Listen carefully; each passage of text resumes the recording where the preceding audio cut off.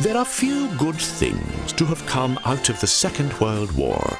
Unless, of course, you're a tank aficionado, like us here at SideQuest, in which case the war has generously provided us with a stunning variety of tanks. But which tank was the tankiest of them all? And which country fielded it? To answer that question, we first need to define what makes a tank tanky. Is it its sheer firepower, or is it the thick armor that could withstand barrage after barrage of shells, or perhaps the mobility to outmaneuver the enemy?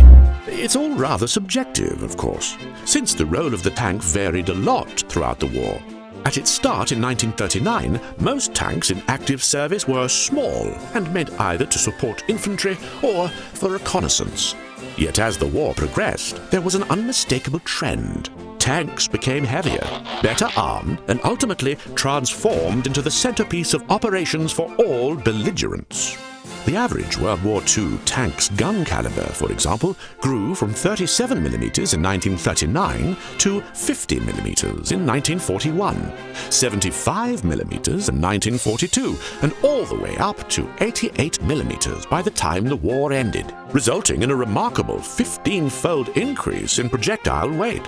This meant that most light tank models, which were perfectly serviceable in 1939, became death traps for their crews just a couple of years later. In response, light tanks were replaced by medium tanks, with thicker armor and guns capable of more or less consistently damaging other tanks. Now is also a good time to mention that you can play all of these tanks and many more in World of Tanks. Our dear friends over at Wargaming have created a truly masterful team-based tank battle game, where you can engage in fierce PvP combat with up to 30 players in over 40 different battle arenas.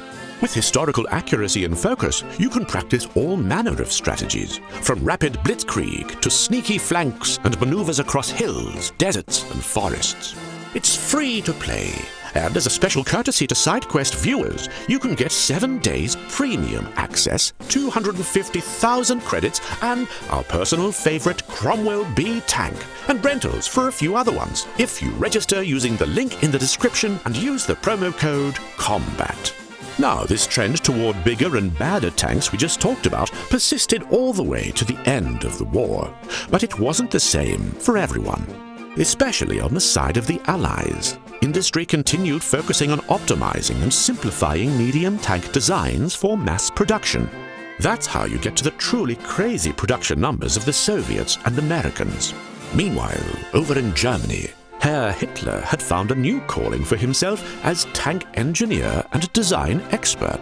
He would meet numerous times throughout the war with his generals and arms manufacturers, always insisting on improving their tank designs with more armor, more firepower, and more speed simultaneously. Thus, when the Germans were designing their first heavy tank, the Tiger, in response to their medium tanks getting clapped by Soviet armor, Hitler insisted on participating in the project at every stage. What originally started out as a 45-ton tank, which is already pretty heavy, eventually morphed into an impressive and over-engineered 58-ton behemoth with an overstressed transmission system prone to failure. Make no mistake, it was certainly deadly when it worked, which wasn't all that often. A Tiger would need repairs approximately every 150 kilometers traveled, whereas an American Sherman could reasonably make it all the way from Normandy to Berlin without breaking down.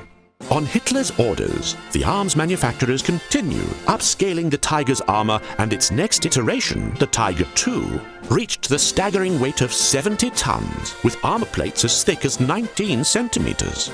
Less than 500 were built, however, as production didn't start until mid-1944, when things were already going downhill fast for Germany. Interestingly enough, it wasn't Germany that fielded the most heavy tanks during the war, but rather the Soviet Union. Once the Tiger was spotted on the Eastern Front, Comrade Stalin ordered a counter to be built and, in typical fashion, decided to name the new line of tanks after himself. It's worth noting that these tanks were considerably lighter than their German counterparts, at only around 46 tons, lighter than some German medium tanks, mind you, but they're classified as heavy nonetheless. The The Americans, and us Brits, didn't really field heavy tanks, with only a few prototypes barely making it through before the war had ended. And no, the Churchill tank is not a heavy tank, and I will die on this hill. Thank you very much. Now, there are a couple of tanks in what we'd call the super heavy category, mostly originating from Hitler's desperation in the final years of the war. The Mouse, of which only 2 were ever built, came in at a mind-boggling 188 tons, with a 128mm gun capable of penetrating the armor of pretty much anything you could throw at it. Funnily enough, it was far too heavy to move across bridges, so it was designed to ford streams up to 8 meters deep on its own, with the crew breathing through long snorkels. It never saw real combat, but if we define the tankiest tank purely by weight, the award for tankiest tank would go to the Mouse, or perhaps to the even bigger 1,000-ton prototype the Germans had planned. The Volkswagen Beetle. Oh, no, sorry, that's the wrong script. If, however, we define it by a tank's ability to reliably perform tanky tasks, then I personally, as much as it pains me to say, would have to go with the Sherman, with the T-34 as close second due to its ergonomic issues. So there you have it, my friends. Make sure to check out World of Tanks by following the link in the description. I'm certain you'll enjoy blasting away at your enemies, and also consider supporting us on Patreon. That's where you'll find all the lovely soundtracks we use, and you'll also be helping us to make YouTube just a little bit better. Thank you for watching, and stay tuned for the next explosively super heavy episode of SideQuest.